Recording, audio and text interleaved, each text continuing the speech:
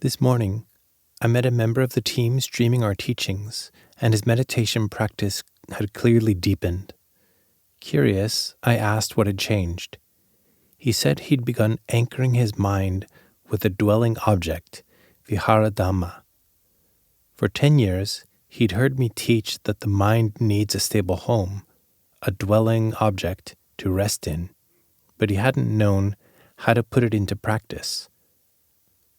Unsure of the method, he did nothing with it, instead chasing wisdom, panya, by observing the arising and passing of phenomena.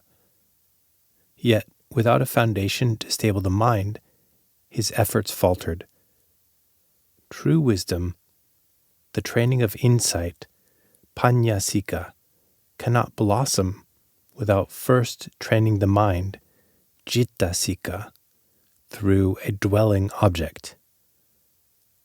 In Satipatthana, the foundation is the dwelling object, Vihara Dhamma, a home for the mind to rest in. This may be the body within the body, feelings within feelings, mind within mind, or Dhamma within Dhamma. One of these anchors the practice, as Satipatthana declares first and foremost. Next comes energy, viriya, that burns away defilements, called atapi, followed by clear comprehension, sampajanya, an initial wisdom guiding the practice with purpose. Then arises mindfulness, sati, a Dhamma that recollects the changing nature of body and mind, attending to whatever is present. This path ascends to its peak, the complete uprooting of delight and aversion toward the world, toward all physical and mental phenomena. These are the core of Satipatthana's teachings, a complete path to liberation. Practice diligently, study thoroughly, and neglect no part, for each step is essential. We must discern which dwelling object best suits our nature. Take the person I mentioned earlier. He found mindfulness of breathing too subtle, its constant flow too delicate for his mind to hold, causing it to slip and wander. The 4 postures, standing, walking, sitting, lying down, felt too coarse, too broad to anchor his attention. So he chose minor movements, the body's subtle shifts, turning right, turning left, each motion felt with clarity. This practice creates a home for the mind, granting it strength and stability, much like a person with a house rests with ease, free from aimless drifting. Without a home, one is called homeless, wandering without end. So too, with the mind without a dwelling object roams restlessly, chasing sights through the eyes, sounds through the ears, smells, tastes, touches, and mental objects through the heart. A mind that wanders continuously has no strength. It's exhausted. Therefore, give the mind a home, and it will gain strength. Once there is strength, we should know that the mind is more collected and grounded, not for the sake of happiness, calm, or goodness, but to burn away defilements and to not be enslaved to them. Consider this. If one meditates and becomes attached to a pleasant feeling, that is lust, raga. If one meditates and becomes tense, that is anger, dosa. This means we do not have tapa, the energy that burns away defilements. So, with our dwelling object, we observe the mind. If unwholesomeness, akusala, arises in the mind, simply know so. If wholesomeness, kusala, arises, simply know so. Keep on knowing and seeing it. We have comprehension to guide our practice, understanding what we are doing and why.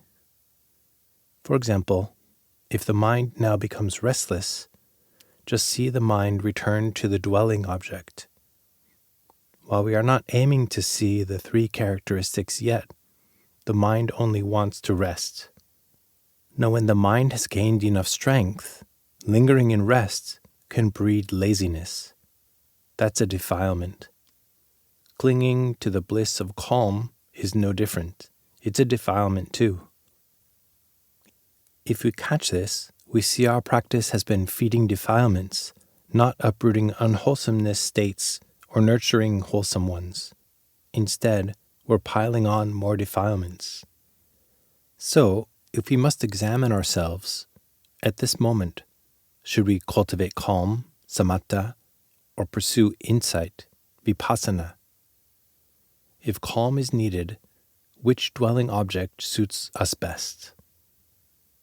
Sometimes, simply noticing minor movements can foster calm, not always wisdom.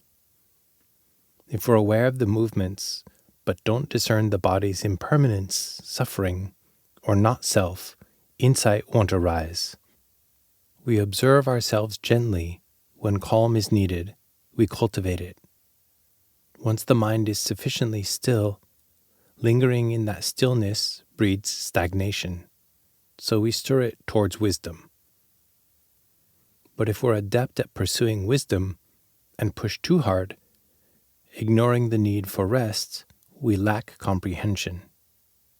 We must see this. The mind needs rest now. Overdoing wisdom practice scatters the mind, and in extreme cases, delusions can creep in, tricking us into thinking we're enlightened, even an arahant. In such moments, we return to calm, anchoring in our dwelling object.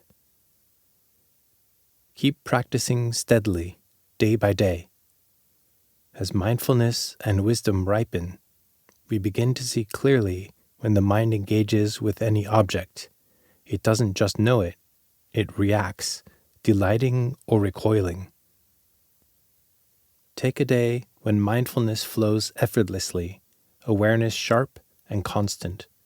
We feel pleased, even smug. If we don't know this, we're trapped, stuck in a cycle with no way forward.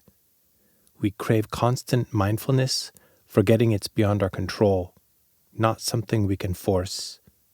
Or when meditation brings deep calm, we bask in it, unaware of our attachment.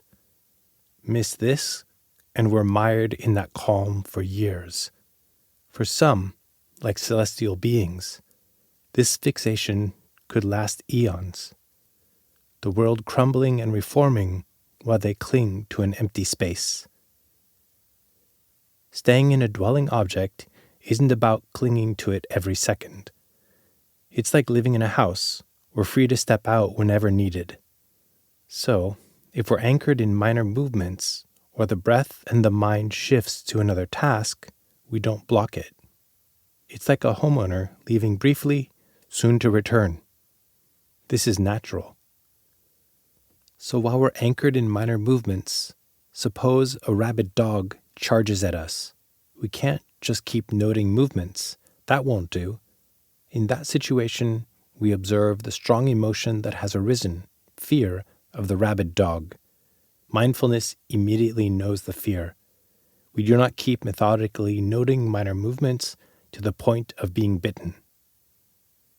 Noticing minor movements isn't about forcing yourself to move in slow motion. Some practitioners, trying to be mindful of every tiny shift, creep along so slowly it's absurd. Nothing remains of natural flow. Luangpu once met a woman at a retreat who, after breakfast, began brushing her teeth with exaggerated care, squeezing toothpaste, touching the brush, took ages, all in the name of minor movements. By lunchtime, others had eaten, but she was still brushing. That's not the way. Being mindful of minor movements means feeling our body's natural motions, not staging a performance. Defilements don't wait for some refined, delicate moment. They spring up in the midst of ordinary life. So when we practice with minor movements, we just sense the body's shifts as they happen. No need to pose with elegance or softness. Move as you always have, but stay mindful. When practicing, don't put on a show or try to look polished. To practice with minor movements, just feel the body moving or pausing. That's the core of it. No need to creep along slowly, losing track of the world around us, ticking like a broken machine, or hobbling like an injured person. Save that for when you're bedridden, barely able to twitch. While your body can still move freely, let it do so while being simply aware. Keep training this way day after day. When the body moves and we know so, what will we gain? Mindfulness first and foremost. As we constantly feel each movement, awareness becomes second nature. Even without trying, we just know. This mindfulness is the initial fruit of practice. With mindfulness steady, virtue, or sila, arises naturally. When we stay mindful of the body's movements, focusing on that single object, we cultivate a calm concentration, samadhi.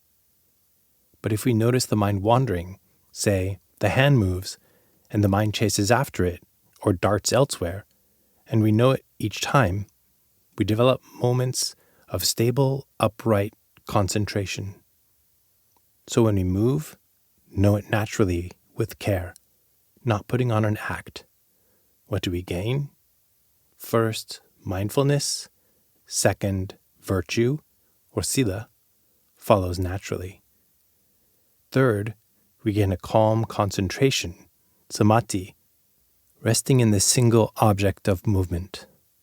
Fourth, if we catch the mind drifting, say fleeing from the hand to thoughts or fixating on the hand, we develop a moment of stable, upright concentration. Do we have wisdom yet? Not quite, but we've laid the groundwork with right concentration. Close, but wisdom not yet arisen.